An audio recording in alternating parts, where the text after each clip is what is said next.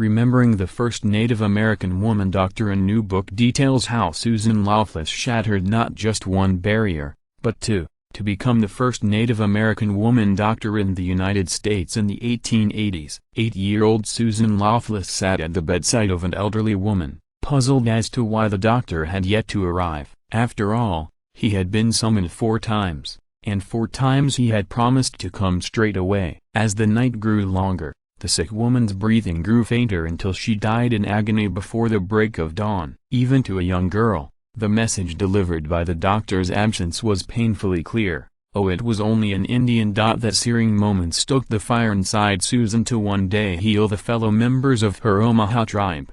Oh, it has always been a desire of mine to study medicine ever since I was a small girl, she wrote years later.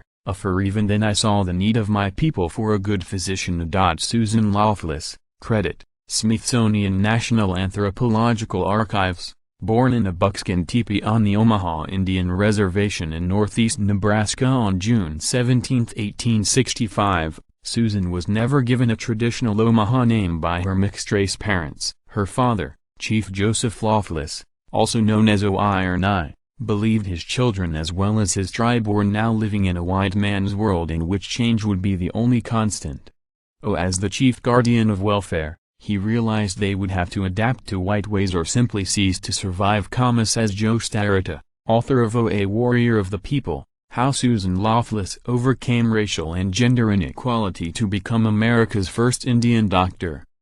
He began an almost intense indoctrination of his 4 daughters. They would have to speak English and go to white schools. While Iron Eye insisted that Susan learn the tribe's traditional songs, beliefs, customs and language in order to retain her Omaha identity, he also sent her to a Presbyterian mission school on the reservation where she learned English and became a devout Christian. At the age of 14, she was sent east to attend a girls' school in Elizabeth, New Jersey, followed by time at Virginia's Hampton Institute, where she took classes with the children of former slaves and other Native Americans. Omaha means against the current, and few members of the tribe embodied the name better than Loveless, as she proved by enrolling in the Woman's Medical College of Pennsylvania at a time when even the most privileged of white women faced severe discrimination. Starretta points to articles published in journals such as Popular Science Monthly that argued that women faced an intellectual disadvantage because their brains were smaller than those of men or that their menstrual cycles made them unfit for scientific pursuits. A Harvard doctor even wrote a 300-page thesis asserting that women should be barred from attending college because the stress would harm their reproductive organs.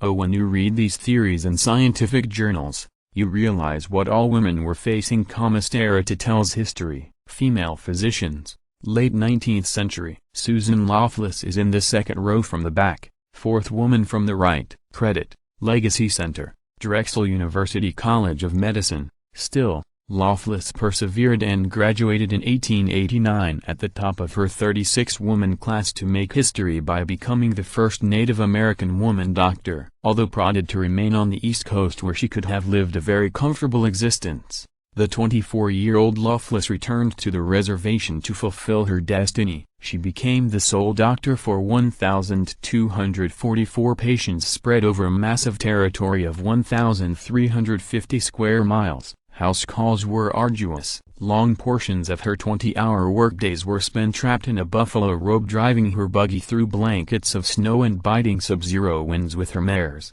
Pat and Pudge, her only companions. When she returned home, the woman known as Drive, Sue often found a line of wheezing and coughing patients awaiting her. Loveless's office hours never ended. While she slept, the lantern lit in her window remained a beacon for anyone in need of help. Loveless preached hygiene and prevention along with the healing power of fresh air and sunshine. She also spoke out against the white whiskey peddlers who preyed on the tribe members, continuing her father's work as a passionate prohibitionist. As difficult as it may have been to straddle 2 civilizations, Loveless managed to thread the delicate bicultural needle, according to Starretta. Those with no trust of white doctors flocked to Susan, he says. The people trusted her because she spoke their language and knew their customs. Susan Loveless Pequot Center, which Loveless built in 1913. Credit, Joel Wilson, Wikimedia Commons. Loveless again shattered stereotypes by continuing to work after her 1894 marriage to Henry Picotte, a Sioux from South Dakota, and the birth of their 2 boys at a time when women were expected to be full-time mothers and homemakers. Oh, if you are looking for someone who was leaning in a century before that term was coined, you need look no further than Susan Loveless, Sterita says.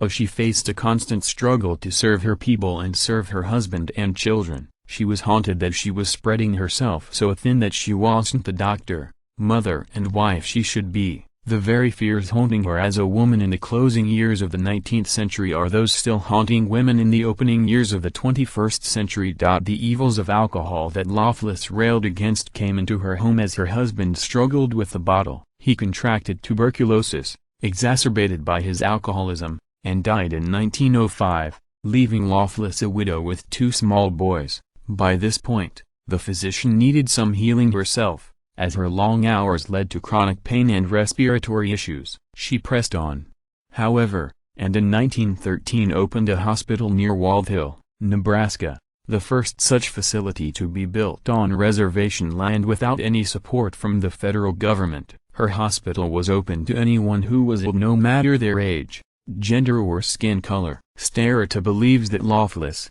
who passed away at the age of 50 on September 18, 1915, faced greater discrimination as a woman than as a Native American. Oh, when I got into the research, I was stunned by how deeply entrenched gender bias was in the Victorian era. White women were largely expected to just raise children and maintain a safe Christian home. One can only imagine where that bar was set for a Native American woman.